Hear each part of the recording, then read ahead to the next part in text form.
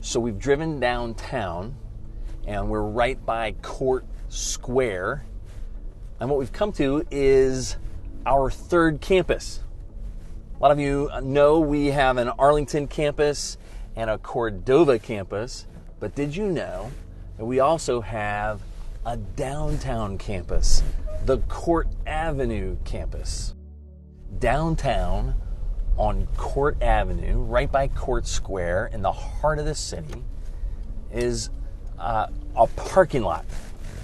But this parking lot is where our church's story actually starts. I always think about our church starting in 1978, when a group of people came together to start a new church in Cordova. Or for some of us, we think about it starting around 2008, when the Arlington Presbyterian Church joined together with Advent to be one church on mission together. But really, our legacy, our sort of line of a church, it comes all the way back here to the 1840s. On this spot was a church called the First Cumberland Presbyterian Church. It was also called the Court Avenue Church, right here by Court Square, where now there's a parking garage. There used to be a great church building. In fact, the two windows that are out on our Cordova campus that sit on either side of the platform, those windows came from right here. And the bell that sits on Germantown Parkway, that big giant bell, well, that was in a bell tower right above this. I always want to go out there and just ring that thing and see how loud it was. I bet the whole downtown of Memphis could hear it when it rang here in the 1840s and 50s.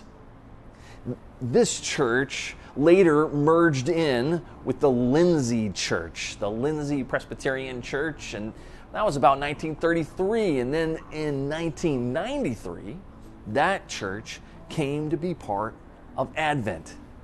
In fact, this is really still our property, our downtown campus. It's leased out for parking for the next 100 years, but it's still part of us.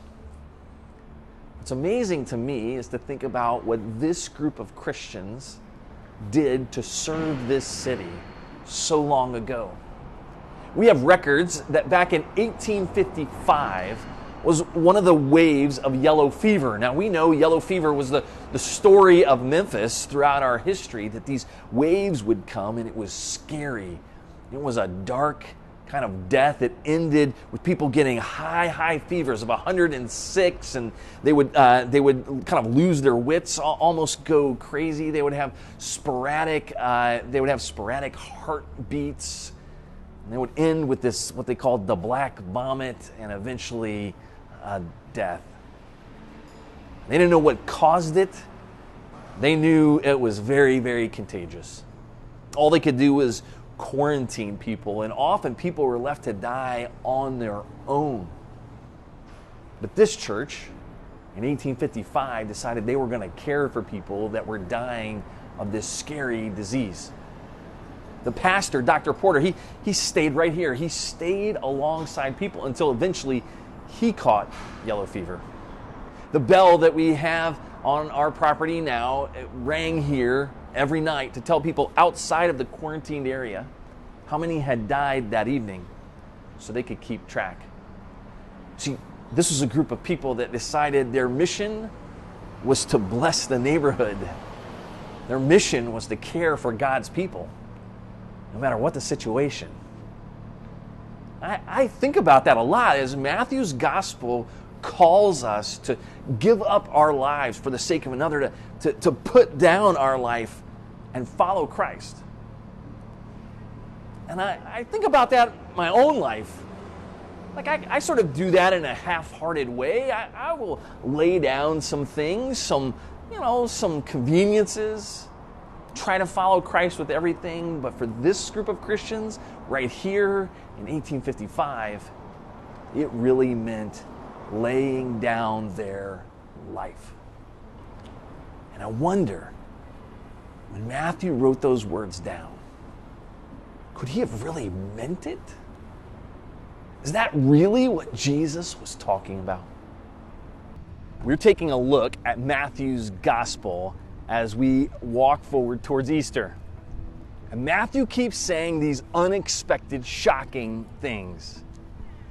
At the start of the service, we looked at how Matthew says, you've got to love Jesus more than your mother or father. Now, we just read right past that stuff, but if you think about that for a second, man, that's a shocking statement. Loving Jesus more than family? Well, I want to go a little further in that passage. So if you've got your Bible, turn with me to Matthew chapter 10. We're going to pick it up where we started, verse 37, and we're going to read forward from there. Matthew 10:37 says, anyone who loves their father or mother more than me is not worthy of me. Anyone who loves their son or daughter more than me is not worthy of me. And then verse 38, whoever does not take up their cross and follow me is not worthy of me. You know, at that time, they knew about crosses. You got to remember, this is before Jesus goes to a cross. So at that time, a cross was a symbol where the Romans, they executed people. This was a symbol of death. You know, we wear little crosses for jewelry, but at that time, they would have never thought of that. That'd be like wearing a little tombstone around your neck. I mean, that was morbid. Why would you wear a cross? And yet Jesus is saying what it means to follow him is to take up a cross, to love him more than family. Guys, this is actually shocking kind of stuff. Matthew's gospel doesn't let us off easy. In fact, when he describes what it means to be a follower of Christ, well, I get a little nervous about this. You know, I think about being a Christian probably could be summed up in just a few easy, phrases like be nice, love each other. Of course, that's at the heart of it, right? It's loving each other, but I also think, look, if we were just a little kinder to each other, if we were just a little nicer, I mean, wouldn't that make the world such a better place? If my own family could just be nice to each other, right? I mean, that would be such an improvement. Let's just do that. But Jesus doesn't let us off with that. And Matthew wants to highlight this. Being a follower of Christ is not a simple request. There's not just an easy, look, I'll just be in on this thing. I will pray a prayer and then I will be nice to other people and pretty much that'll do it. Matthew says this is a whole life decision. Jesus doesn't want you to be comfortable and nice. He wants all of you. In fact, he even says, take up your cross and follow him. Now, he goes on. Whoever finds his life will lose their life. And whoever loses their life for my sake, they'll find it. This is the gospel. We think life should be about security. Life should be about, making it comfortable. We want to build great things for our family, a nice, secure environment. We want to have a nice, comfortable way to live. We want to have a nice, comfortable rhythm to our life. We want things to be at ease. Yeah, I like to have a little bit of a challenge here and there, but mostly what I want is security. And yet Jesus directly addresses this. He says, if you're seeking a life for your own sake, you'll just never get there. I mean, it's a good idea, but it doesn't work. And that's why Jesus gives us these real specific things. You have to put me and following me as number one, above family, above everything. Whole life commitment. This is cross kind of stuff. And that gets a little bit scary when I think about it in reality. When I think about it really practically, that's scary stuff. We've driven over to Martyrs Park. This is right on the bluffs of the Mississippi. It's beautiful here, overlooking the water and the bridge. This is sacred ground in the city of Memphis. You see, it's right here on this bluff that about 1,500 people are buried. There are no grave markers. It was part of the 1878 yellow fever epidemic. This was the largest one.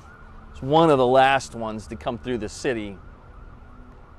During this epidemic, about 50,000 people lived in Memphis. And when it first started, 30,000 of them were able to get out of town. But the 20,000 that remained, they were facing sickness. Many were facing death. In fact, 17,000 of them contracted the disease. And it was a gruesome disease. It was so hard on the body, and there were so many of them sick they could barely take care of themselves or each other, often dying in utter pain and dying alone. They died so fast that they had to do just a big mass grave here.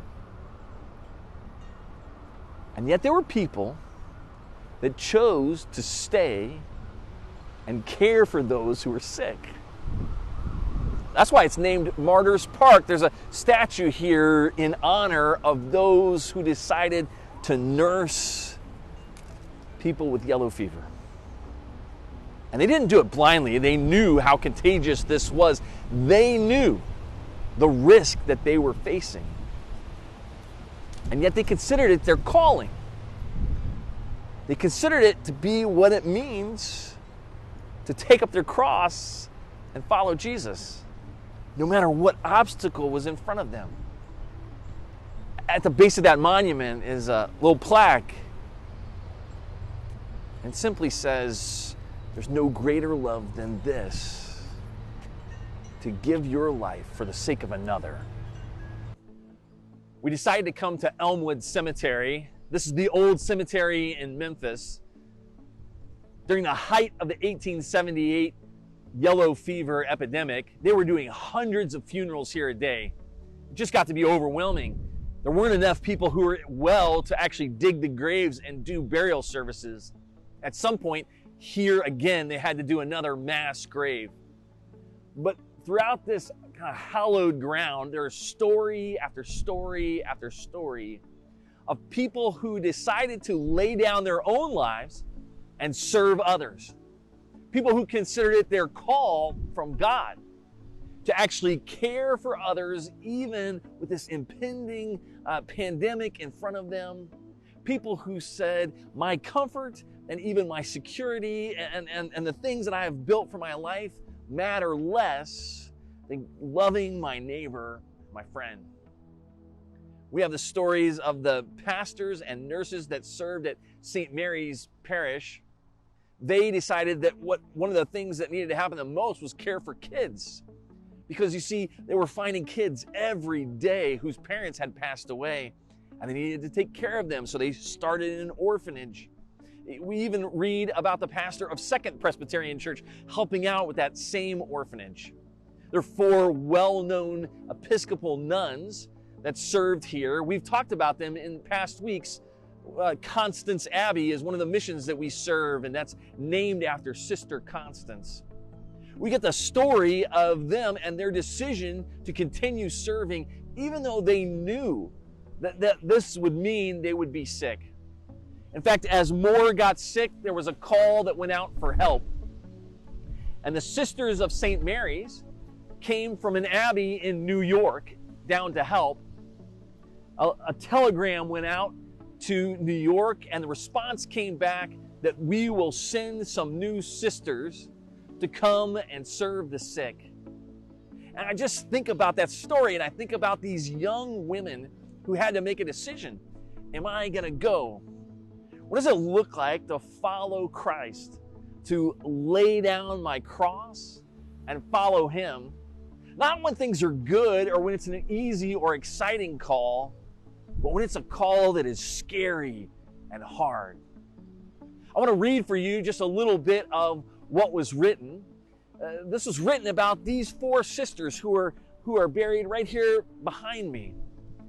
These young women served God.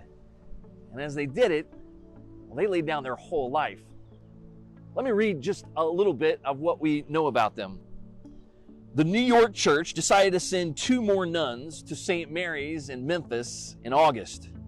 This was good news, but Constance wrote to Mother Superior in New York, I will guard them to the utmost, but you know and I know that they are actually offering their lives. 2 nuns, Ruth and Helen, responded to the request for help in Memphis. Ruth wrote to a friend, the telegram came asking for more helpers. Before I had time to offer myself, but the mother has chosen me. And you know how gladly and unreservedly I give myself to our dear Lord. Pray for me that in life and in death I may be ever his own. It's incredible to read the story of Ruth, who lies just over here, who knew that she was offering her life and said, in life or in death, I'll serve God. What an unbelievable story of a hero of the faith.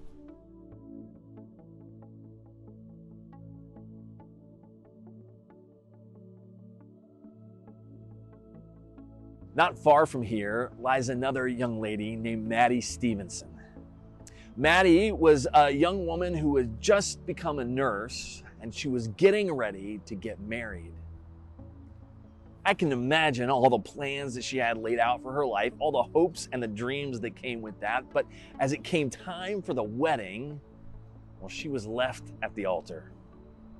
Now, incredible devastation there. But what she decided to do next was unbelievable. She had heard about what was happening in Memphis with yellow fever in 1878, and she decided people needed help, and she was going to come and serve people and care for people and be a nurse in a desperate situation. When Maddie came, she got sick pretty quickly. She was actually only able to serve for a couple of weeks. And yet in just that couple of weeks, she so impacted so many lives that after she passed, a group of people took up a collection and built a beautiful memorial to her. This reminder of what it means to dedicate your life to the service of others and how unbelievably appreciative the whole community is of those who give and those who serve. I think about that because this memorial to her just is this reminder of the impact that she had with her life. Even though it wasn't what she expected, even though it wasn't what she planned, even though it wasn't what she hoped for, the impact was unbelievable. And it's got me thinking about my own life, about all of our lives, really. Because the truth is, I stand here in the middle of a graveyard.